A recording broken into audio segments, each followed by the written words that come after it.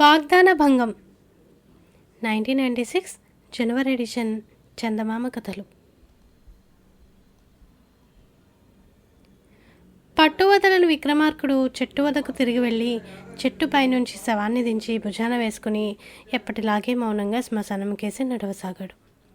అప్పుడు శవంలోని బేతాళుడు, రాజా, నువ్వు ఎవరికో ఏదో కఠోర వాగ్దానం చేసి దాన్ని నెరవేర్చడం కోసమే ఇంతటి కఠిన ఇక్కట్ల పాలవుతున్నావని నాకు అనుమానం కలుగుతున్నది. ఇదే నిజమైన పక్షంలో ఎటువంటి వాగ్దాన భంగం చేయకుండా చివరిదాకా ఉండగలవా?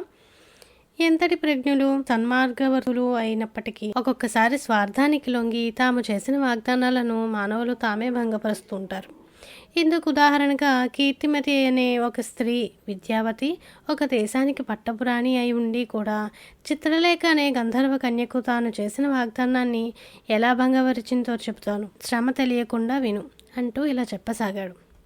కుందన దేశపు రాజు చంద్రధరుడు. ఆయన పట్టపురాణి కీర్తిమతి. ఆయనకు స్వయాన మేనమామ కూతురు. కీర్తిమతి చిన్నపిల్లగా ఉండగానే చంద్రధరుడి తల్లి తన కోడలిని చేసుకుంటానని అన్నగారికి మాట ఇచ్చి ఆమెను తనతో పాటు తెచ్చుకుని చంద్రధరుడి కంటే గారాపంగా చూసింది. అలా బాల్యం నుంచి కలిసిమెలిసి పెరిగిన కీర్తిమతి చంద్రధరుల మధ్య పరస్పరానురాగం మొలకెత్తి వయసుతో పాటు వృద్ధి చెందింది. అయితే తీరా వివాహ ప్రస్తావన వచ్చేసరికి కీర్తిమతి ఒకంత వెనక్కు తగ్గింది. దానికి కారణం వారిద్దరి రూపాల్లోని స్పష్టమైన తేడా. చంద్రధరుడిది చూపులకు అద్భుతం అనిపించే సమ్మోహన రూపం. కీర్తిమతి అలా కాక అతి సాధారణ రూపవంతురాలు.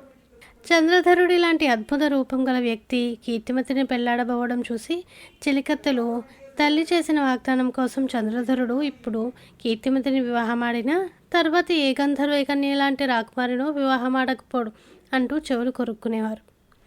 అటువంటి సంభాషణలు 1-2 సార్లు చెవిన పడి కీర్తిమతి చాలా బాధపడి చివరకు చంద్రధరుడితో ఒకనాడు తను అతడికి తగిన దాన్ని కానని తగిన సౌందర్యవతిని చూసి వివాహం చేసుకోమని చెప్పింది. దానికి చంద్రధరుడు చిరునవ్వు నవ్వి, కీర్తి, వివేకం లేని ఎవరో మూర్ఖులు మనిద్దరి గురించి అసందర్భంగా చర్చించుకోవడం నువ్వు విని ఉంటావు. వాళ్లకు తగిన సమాధానం కాళ్ళనే చెప్పని అన్నాడు. ఆ మాటలకు సర్వసంకోచాలు పట్టుమాయం కాగా కొన్నాళ్ల తర్వాత కీర్తిమతి చంద్రధరుడిని వివాహమాడి ఆనందంగా జీవించసాగింది.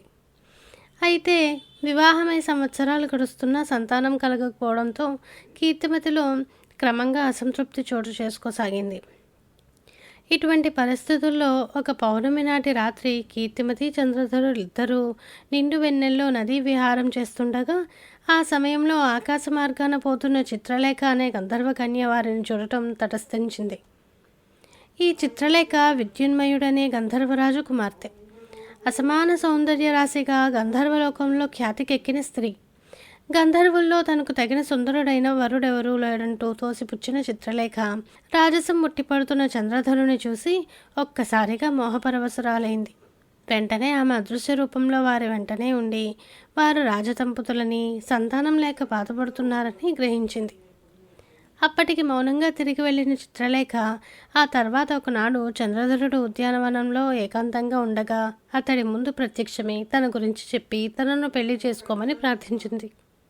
ఊహించని ఈ సంఘటనకు ఆశ్చర్యపోయిన చంద్రధరుడు మృదువుగా చిత్రలేఖ కోరికను తిరస్కరించాడు. అయినప్పటికీ తన పట్టువిడిన చిత్రలేఖ కీర్తిమతిని ఏకాంతంగా కలుసుకుని తన కోరిక, చంద్రధరుడి నిరాకరణ అంతా వివరంగా చెప్పి, చంద్రధరుడికి నీ మీద చాలా అభిమానం ఉన్నది, ఆ కారణంగానే అతడు తనకు తీటైన సౌందర్య రాశి అందున గంధర్వ స్త్రీ వచ్చి వివాహం ఆడమని తనకు తానుగా కోరినా నిరాకరించి నీతోటిదే లోకమని సరిపెట్టుకుంటున్నాడు. సౌందర్యం సంగతి ఏమైనా నీ కారణంగా అతడిని కూడా నిస్సంతుగా ఉండటం నీకు మాత్రం న్యాయంగా ఉన్నదా అని ప్రశ్నించింది.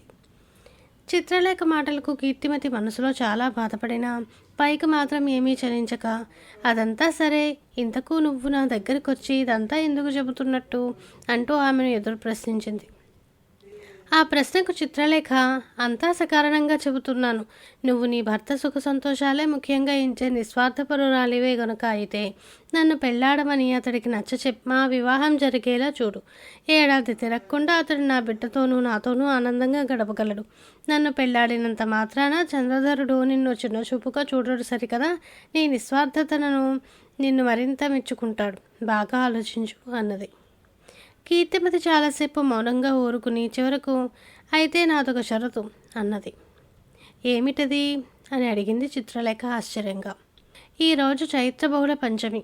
ఈనాటి నుంచి సరిగ్గా 1 సంవత్సర కాలం నాకు గడువు ఇవ్వు.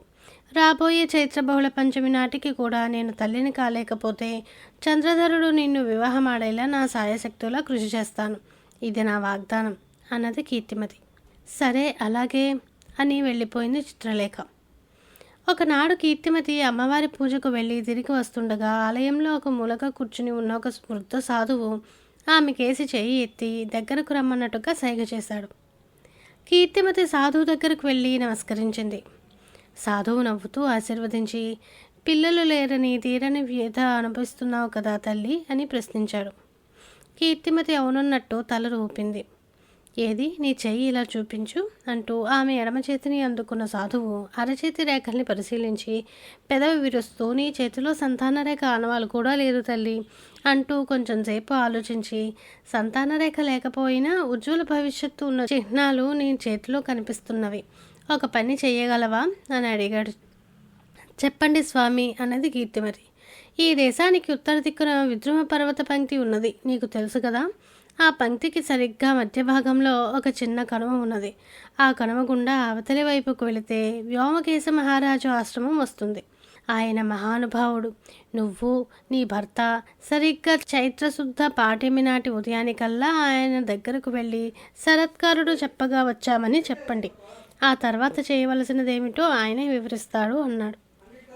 ఆ మాటలకు మళ్ళీ ఆశ చిగురించిన కీర్తిమతి, అలాగే స్వామి, తప్పకుండా వెళ్తాం అని సాధువుకు నమస్కరించి సెలవు తీసుకుని తిరిగి వచ్చింది. ఆ రాత్రి అంతా వివరంగా భర్తకు చెప్పిన కీర్తిమతి, ఇదే ఆఖరి అవకాశంగా నా అదృష్టాన్ని పరీక్షించుకోవాలని ఆశపడుతున్నాను. నా కోసం మీరు కూడా కాస్త శ్రమ పడితే అంటూ ఇక మాట్లాడను మాటలు రాక మౌనంగా ఊరుకున్నది. భార్య ఉద్వేగాన్ని గమనించిన చంద్రధరుడు, కీర్తి, భార్యాభర్తలమైన మనం సుఖంతో పాటు దుఃఖాన్ని, సౌఖ్యంతో పాటు శ్రమను సమానంగా పంచుకున్న నాడే జీవితం ఒడిదుడుకులు లేకుండా సవ్యంగా సాగుతుంది. కోరిక మనది, ఇద్దరం శ్రమించి వెళదాం, సరేనా అన్నాడు. తర్వాత సాధువు చెప్పిన విధంగా కీర్తిమతి, చంద్రధరులిద్దరూ బయలుదేరి చైత్రశుద్ధి పాడ్యమి నాటి ఉదయానికల్లా వ్యోమకేశ మహర్షి ఆశ్రమం చేరారు. వృద్ధుడు, కరుణామయుడు అయిన వ్యోమకేశ మహర్షి రాజదంపతులను ఎంతో ఆప్యాయంగా పలకరించి కుశల ప్రశ్నలు వేశాడు. అప్పుడు చంద్రధరుడు తమ సంతానలేమి గురించి చెప్పి కీర్తిమతికి ఆలయంలో సరత్కారుడు కనిపించిన వైనం అంతా వివరంగా చెప్పాడు. అంతా శ్రద్ధగా విన్న వ్యోమకేశుడు, నాయనా చంద్రధర, ఏది నీ కుడిచే ఇటు చూపించు అన్నాడు. కొద్దిసేపు ఆ చేతిని పరిశీలించిన మహర్షి, నీ చేతిలో కూడా సంతాన రేఖ లేదు నాయన, ఇక సరత్కారుడు ఊహించిన ప్రకారం ఏదో అద్భుతం జరగాలి అంతే అన్నాడు. అద్భుతమా అంటూ రాజదంపతులు ఇద్దరూ ఆశ్చర్యపోయారు. అవును, వివరంగా చెబుతాను వినండి అంటూ వ్యోమకేశుడు ఇలా చెప్పసాగాడు.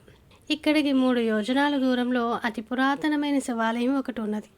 ఆ ఆలయంలో అతి ప్రాచీనమైన మామిడి చెట్టు ఒకటి ఉన్నది. ఆ చెట్టుకు సంవత్సరానికి ఒకే ఒక పండు కాస్తుంది. ఏదైనా కోరిక కలిగిన వ్యక్తి త్రికరణ శుద్ధిగా దైవ ప్రార్థన చేసి మనసులోనే కావలసిన దాన్ని కోరుకుంటూ దోసిలి పట్టి ఆ చెట్టు కింద నిలబడాలి.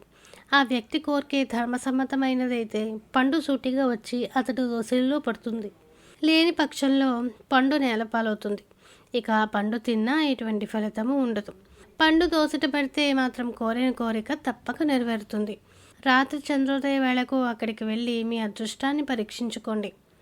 మహర్షి మాటలకు కీర్తిమతి కాస్త ఆతృతగా, నాకు వేరే కోరికలు ఏమీ లేవు స్వామి, ఒక స్త్రీగా వివాహితగా సంతానాన్ని కాంక్షించడం ధర్మబద్ధమైన కోరికే కదా అని ప్రశ్నించింది. మహర్షి ఆ ప్రశ్నకు జవాబుగా చిత్రంగా నవ్వి, ధర్మస్వరూపం చాలా సూక్ష్మమైనది తల్లి, దాని లోతుపాతులు పూర్తిగా తెలిసినవాడు భగవంతుడొక్కటే అన్నాడు. ఆ తర్వాత మహర్షి చెప్పిన ప్రకారం రాజదంపతులిద్దరూ బయలుదేరి చంద్రోదయానికి ముందుగానే మామిడి చెట్టు దగ్గరకు చేరారు. చెట్టు మీద సువర్ణ ఫలంలా మెరుస్తున్నది మామిడి పండును చూసి కీర్తిమతి దానికి శ్రద్ధాభక్తులతో నమస్కరించి దోసిలి పట్టి నిలబడింది. అయితే ఆమె ఊహించిన విధంగా చంద్రధరుడు కూడా దోసిలి పట్టి ఆమెకు కాస్త దూరంగా నిలబడ్డాడు. చంద్రోదయమైంది. మెల్లని కదలికతో కిందికి దిగడం ప్రారంభించి మామిడి పండు సూటిగా వచ్చి చంద్రధరుడి దోసిలలో పడింది. జరిగిన దానికి మొదట నిర్ఘాంతపోయిన కీర్తిమతి తేరుకుని చంద్రధరుడు తనకిచ్చిన పండులోని సగభాగాన్ని ఆనందంగా తీసుకున్నది. ఇద్దరూ నిశ్శబ్దంగా పండు తిన్నారు. అప్పటిదాకా మౌనంగా ఉన్న కీర్తిమతి, ప్రభు, మీ కోరిక ఏమిటో తెలుసుకోవచ్చునా అని ప్రశ్నించింది. అందుకు చంద్రధరుడు భార్యతో ఇలా చెప్పాడు. కీర్తి, విద్యావతివి, వివేకివి అయిన నువ్వు నా మాటలకు చేతలకు ఆనందిస్తావనే నా నమ్మకం. ఈ పవిత్ర వృక్షాన్ని మనం కోరుకోబోయే కోరిక ధర్మసమ్మతమైనదే ఉండాలని మహర్షి చెప్పిన మాట గుర్తున్నది కదా. సంతానలేమి అన్నది మనకు ఒక లోటు కావచ్చు, కానీ అది సృష్టి తాలూకు అధర్మం కానీ వైపరీత్యం కానీ కాదు. అది క్రమించరానిదని మనం గౌరవించే విధివ్రాతలోనే మార్పు కోరితే ఆ కోరిక ఫలిస్తుందా అన్న సందేహం నాకు కలిగింది. పేదవాడు కసితో దొంగతనం చేసి ధనం ఆర్జించటం, నిస్సంతు అయిన భర్త అగ్నిసాక్షికే వివాహమాడిన స్త్రీని చులకన చేసి సంతానం కోసమంటూ వేరొక స్త్రీని వివాహమాడడం ధర్మహాని కిందకే వస్తాయి. అయితే వంశవృద్ధి కోసం అటువంటి ధర్మహానికే తలపడమని ఈ మధ్య కొన్నాళ్ళుగా నాపై ఒత్తిడి వస్తున్నది. అందుకే ఈరోజు ఆ పవిత్ర వృక్షాన్ని ఇలా ప్రార్థించాను. ఓ ధర్మమూర్తి, అగ్నిసాక్షిక దంపతులమైన మేము మా జీవిత చరమాంకం వరకు ఆనందంగా జీవితం సాగించేలా ఆశీర్వదించు అని. భర్త మాటలకు దిగ్భ్రమ చెందిన కీర్తివతి తనకు సంతానం లేకపోయినా అటువంటి వ్యక్తి భర్త అయినందుకు ఆనందంతో గర్వంతో పొంగిపోయింది. ఆ మర్నాడే రాజదంపతులు రాజధానికి తిరిగి వచ్చారు. ఆ తర్వాత కొద్ది రోజులకు చైత్ర బహుళ పంచమి నాడు చెప్పిన ప్రకారం చిత్రలేఖ వచ్చి కీర్తిమతిని కలుసుకున్నది. కీర్తిమతి ఆమెను ఆదరించి కూర్చోబెట్టి, చిత్రలేఖ, వాగ్దాన భంగం చేస్తున్నందుకు నన్ను క్షమించు. నా భర్త ఏకపత్ని వ్రతుడు అంటూ జరిగినదంతా వివరంగా చెప్పింది. అంతా విన్న చిత్రలేఖ, కీర్తిమతి, నువ్వు చాలా అదృష్టవంతురాలివి, త్వరలోనే సంతానవతివి కాగలవు అని వెళ్ళిపోయింది. చిత్రంగా ఆ తర్వాత కొన్నాళ్లకు కీర్తిమతి గర్భవతి అయి చక్కని బిడ్డకు తల్లి అయింది. బేతాళుడు ఈ కథ చెప్పి, రాజా, కీర్తిమతి చంద్రలేఖకు ఇచ్చిన వాగ్దానాన్ని భంగపరచడం స్వార్థంగాను, సంతానరేఖ ఆనవాలు కూడా లేని ఆమె తల్లి కావడం చిత్రంగానూ లేవా? ఈ సందేహాలకు సమాధానం తెలిసి కూడా చెప్పలేకపోయావో నీ తల పగిలిపోతుంది అన్నాడు. దానికి విక్రమార్కుడు, కీర్తిమతి స్వార్థంతో వాగ్దానాన్ని భగ్నపరించలేదు. తను నిస్సంతుతోనన్న భావం ఆమెలో దృఢపడే లోపునే భర్త చెప్పిన ధర్మ సూక్ష్మం ఆమెను నిస్సహాయురాలిని చేసింది. ఆమె తన వాగ్దానాన్ని నెరవేర్చడం అంటే చంద్రధరుడు చెప్పిన ప్రకారం ధర్మహానికి పాల్పడడమే. ఇకపోతే చంద్రధరుడి ప్రార్థనలోనే ఒక చిన్న ద్వంద్వార్థం ఉన్నది. ఒకటి, తమ తలవ్రాత మార్చి తమకు సంతానాన్ని ప్రసాదించి ఆనందంగా జీవించేలాగా ఆశీర్వదించమని. 2, విధివశాత్తు సంతానం లేకపోయినా తాము ఆనందంగా జీవించేలాగా ఆశీర్వదించమని.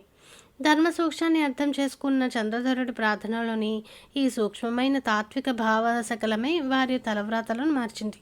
మంచి బిడ్డను చూసి మురిసిపోయి ఆ బిడ్డ కోరని కోరికలు కూడా తీర్చినట్టే. ధర్మాధర్మ విచక్షణ జ్ఞానం గల చంద్రధరుడి ప్రార్థన అసాధ్యాన్ని సాధ్యం చేసింది అన్నాడు. రాజుకు ఈ విధంగా మౌనభంగం కలగగానే బేతాళుడు శవంతో సహా మాయమై తిరిగి చెట్టెక్కాడు. కథ కంచికి మనమింటికి.